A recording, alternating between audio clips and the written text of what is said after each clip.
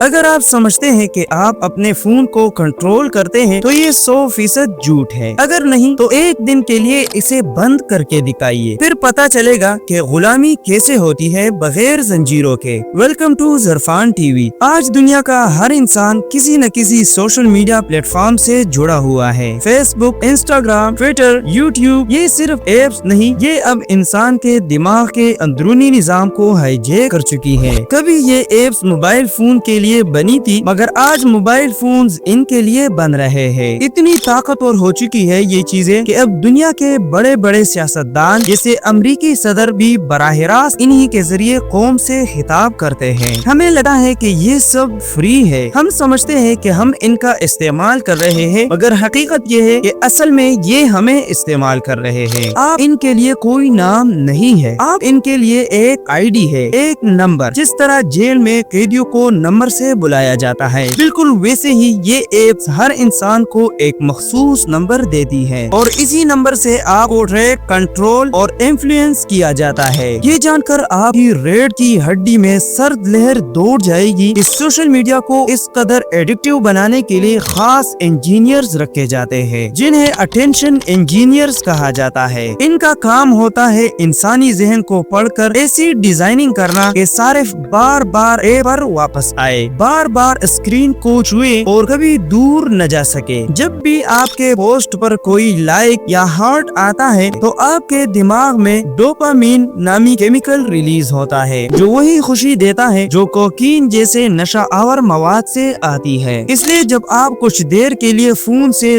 دور ہوتے ہیں تو آپ کو ایک پش نوٹیفیکیشن یاد دلاتا ہے کہ کسی نے آپ کی تصویر کو لائک کیا ہے، اور آپ پھر سے واپس آ جاتے ہیں اس جال میں۔ یہ سب یوں نہیں ہو رہا، یہ سب پلاننگ کے تحت ہو رہا ہے۔ سوشل میڈیا آپ کے جذبات، احساسات اور حتیٰ کہ آپ کے ذاتی مسائل کو بھی اپنے الگورتھم سے پڑھ کر آپ کے سامنے وہی مواد لاتا ہے جس سے آپ مزید وقت گزارے، مزید جذباتی ہو اور مزید انحصار کرے۔ پھر اس کے بعد آتا ہے کمپیریزن، یعنی موازنہ۔ اگر آپ کسی کی تصویر دیکھتے ہیں جو خوش لگ رہا ہے اور کامیاب لگ رہا ہے تو آپ کو لگتا ہے کہ آپ کی زندگی اس سے کم ہے، حالانکہ وہ صرف اپنے فلٹر کیے گئے لمحے دکھا رہا ہوتا ہے، اور یہ وہ لمحہ ہے جب نوجوانوں کا دماغ یہ بوجھ نہیں اٹھا پاتا، اور اسی وجہ سے یہی نوجوان خودکشی تک پہنچ جاتے ہیں۔ ریسرچ کہتی ہے کہ صرف امریکہ میں نوجوانوں کی خودکشی کی شرح 151% بڑھ چکی ہے، اور یہ صرف سوشل میڈیا کی وجہ سے ہو رہا ہے۔ مگر سوال یہ ہے، یہ کمپنیاں یہ سب کیوں کر رہی ہے؟ جواب سادہ ہے، اگر آپ کو کوئی چیز مفت میں مل رہی ہے تو یاد رکھیں آپ خود اس پروڈکٹ کا حصہ بن چکے ہیں۔ یہ کمپنیاں آپ کے جذبات، آپ کی عمر، آپ کی لوکیشن، آپ کے کھانے کا شوق، حتیٰ کہ آپ کے سونے جاگنے کے وقت کو ریکارڈ کرتی ہے، اور اس ڈیٹا کو بیچتی ہے اربوں ڈالرز کے بدلے۔ جب آپ کوئی فری چاکلیٹ لینے اسٹور میں داخل ہوتے ہیں تو وہ آپ سے آپ کا فون نمبر مانگ لیتے ہیں۔ یہی کچھ سوشل میڈیا بھی کر رہا ہے، آپ کے وقت، توجہ اور ڈیٹا کے بدلے آپ کو تھوڑی سی خوشی اور مستقل نشہ دے رہا ہے۔ پیچھے بیٹھے لاکھوں کمپیوٹرز، روبوٹس اور اے آئی الگورتھمز ہر وقت فیصلہ کر رہے ہیں کہ آپ کو کون سا ویڈیو، کون سی تصویر، کون سا اشتہار دکھانا ہے، تاکہ آپ مزید پھنسے اور ان کی آمدنی بڑھتی جائے۔ اور سب سے خطرناک بات یہ ہے کہ اب یہ نظام خود ان انجینئرز کے ہاتھوں سے بھی نکل چکا ہے جنہوں نے اسے بنایا تھا۔ ان کا خود کہنا ہے کہ یہ اب اتنا پیچیدہ اور طاقتور ہو چکا ہے کہ ہم بھی اسے کنٹرول نہیں کر سکے۔ تو کیا آپ اب بھی سمجھتے ہیں کہ آپ فری ہیں، یا پھر آپ بھی ایک ایسے قید میں ہیں جہاں نہ زنجیریں ہیں نہ دیواریں ہیں، بس ایک چمکا ہوا اسکرین جو آپ کو دیکھ رہی ہے اور آہستہ آہستہ آپ کو کھا رہی ہے۔ ظرفان ٹی وی پر ایسے ہی سنسنی خیز اور ہوش اڑا دینے والی انکشافات کے لیے ہمارے ساتھ جڑے رہیے۔